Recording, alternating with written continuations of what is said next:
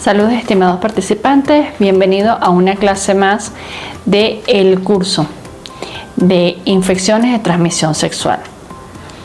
El día de hoy vamos a hablar de la vigilancia epidemiológica de ITS a nivel primario. Mi nombre es la doctora Lisbeth Contreras, magíster en salud pública y gestión sanitaria, y les estaré acompañando dando este tema. ¿Qué es la vigilancia epidemiológica? Es una herramienta metodológica que se desarrolló en sus inicios por el Centro de Enfermedades Transmisibles del Servicio de Salud Pública de los Estados Unidos a partir de 1955.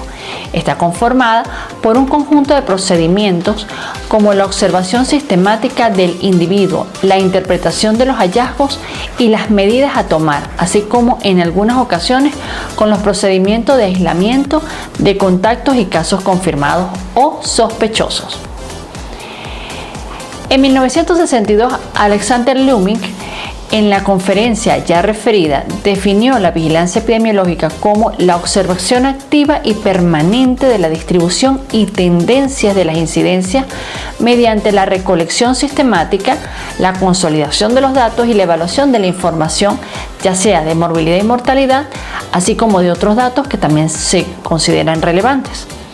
Por lo que se pudiera decir que, resumiendo, la vigilancia epidemiológica es información para la acción. ¿Cómo se clasifica la vigilancia epidemiológica? Se encuentran tres tipos: la vigilancia epidemiológica activa, la pasiva y la centinela. ¿Cómo se diferencia una de la otra? La vigilancia activa se basa en la búsqueda intencional de casos, es decir, va a recoger los datos en el terreno donde se está presentando esa enfermedad que queremos controlar. Recolecta la información y analiza los datos en el área donde se encuentran los casos sospechosos.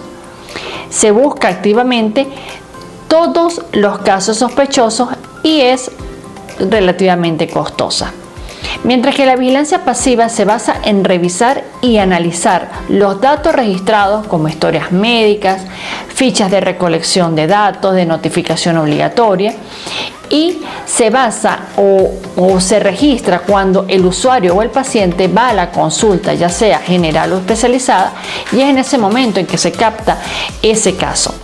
Se limita entonces netamente a recoger los datos de los registros de los servicios sanitarios, por lo tanto es mucho más económica. Mientras que la centinela es un estudio minucioso a un grupo de personas que ya se consideran que están mayormente expuestos a los riesgos de contraer la enfermedad.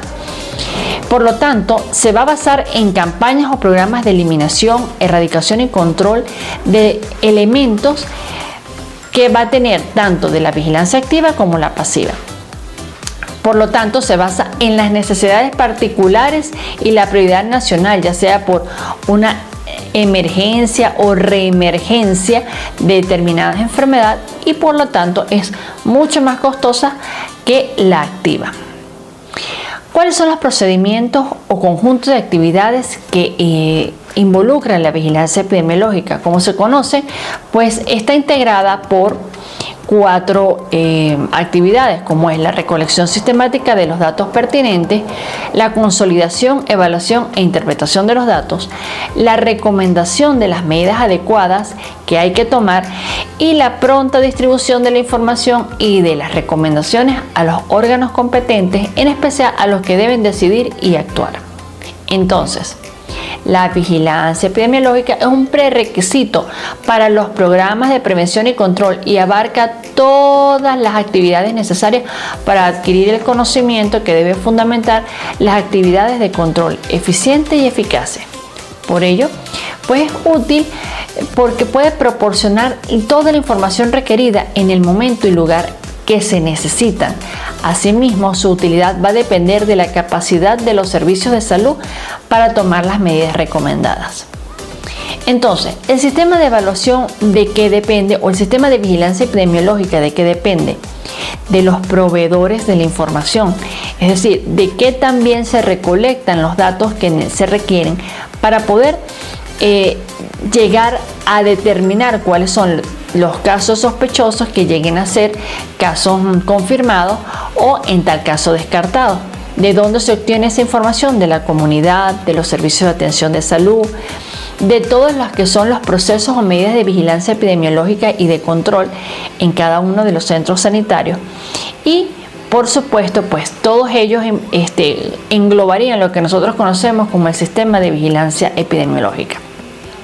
En conclusión, una evaluación o la detección de un caso que me indique la presencia de una infección es obligatoriamente necesaria que se reporte para que vaya a buscarse los casos sospechosos o activos en la comunidad, para así poder tomar las medidas de prevención y de control, y de esa manera pues evaluar y poder evitar que esa enfermedad siga propagándose en la comunidad. Entonces, ¿de qué va a depender o cómo es el círculo de la vigilancia epidemiológica? El paciente infectante debemos tomarlo muy en cuenta porque sus contactos van a ser el paciente infectado a futuro. Por lo tanto, hay que realizar una búsqueda y seguimiento de todos los contactos de estas personas que ya sabemos que son infectantes. Hablemos un poco entonces de las actividades de la vigilancia epidemiológica. La primera actividad es la recolección de la información actualizada. Esta información deberá ser precisa, completa, oportuna y recibirse con regularidad y continuidad deseable. En este sentido, la unidad de vigilancia deberá seleccionar los datos necesarios como ubicación geográfica, dirección del paciente infectado, contactos sexuales, información de calidad oportuna y suficiente cobertura para fortalecer los círculos de notificación. Entonces, este paso inicia con la consulta de atención primaria, es decir, que va a fundamentar los resultados, o sea, ese primer contacto se fundamenta con los resultados que vamos a obtener del laboratorio y que me le va a dar la confirmación de esa infección que ha sido identificada basándose en las características del agente microbiológico involucrado por ese ITS. Por lo tanto, los principales generadores de información primaria, que son los efectores de salud en las diferentes instancias del sistema, va a ser tanto a nivel hospitalario como en la atención primaria, que va a corresponder a la notificación pasiva. Recordemos lo que mencionamos hace rato. Llega el paciente porque tiene un síntoma que ya no puede controlar y es en ese momento en que es captado. Esa información debe reflejarse en el boletín semanal del Departamento de Epidemiología, tanto regional como nacional. ¿Cuáles son los eventos que se notifican? Siempre se notifican los casos sospechosos, que tienen como fuente pues los datos en la historia clínica o los registros de internación en cada uno de los efectores de salud de los distintos niveles de atención. ¿Qué es lo que se notifica? Por ejemplo, y las más comunes son la sífilis temprana en varones, sífilis temprana en mujeres, vamos a excluir las embarazadas, sífilis sin especificar en varones, sífilis sin especificar en mujeres, sífilis en embarazadas, secreciones genitales, secreción genital purulenta en varones, secreción genital sin especificar en varones y secreción genital en mujeres. ¿Cuál es la vigilancia epidemiológica por unidad de centinela que habíamos mencionado, que es la más específica y la que considera las otras dos vigilancias? Bueno, esta se va a extender por unidades o como aquella estrategia que se refiere a través de la recolección de información de forma oportuna y de calidad. Es decir, una vez que se han revisado las historias y que se va a la búsqueda de cuáles son la población más vulnerable y que está expuesta a que enferme, pues se determina cómo se va a realizar esa campaña, esa recolección activa en esa población para poder posibilitar esa caracterización de eventos que me va a generar que la vigilancia sea más eficiente. A diferencia de los sitios centinelas, no se posee una base poblacional, por lo cual no es posible determinar la incidencia. ¿Qué se propone realizar cuando estamos hablando de este tipo de vigilancia centinela para las ITS? Pues debe realizarse una vigilancia etiológica, es decir, basado en los signos y síntomas que se están observando a nivel de la atención primaria.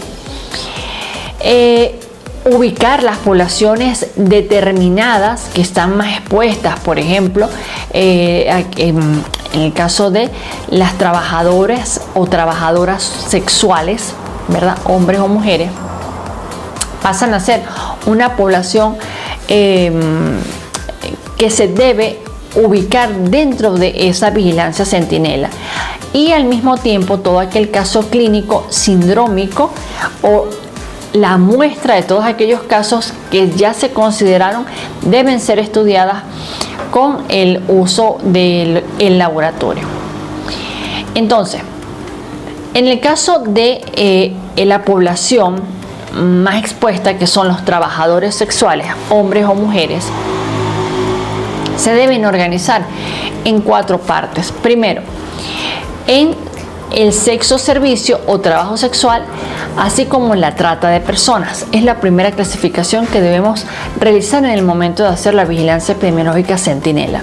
En segundo lugar, describir el contexto en el cual se ejerce ese trabajo sexual.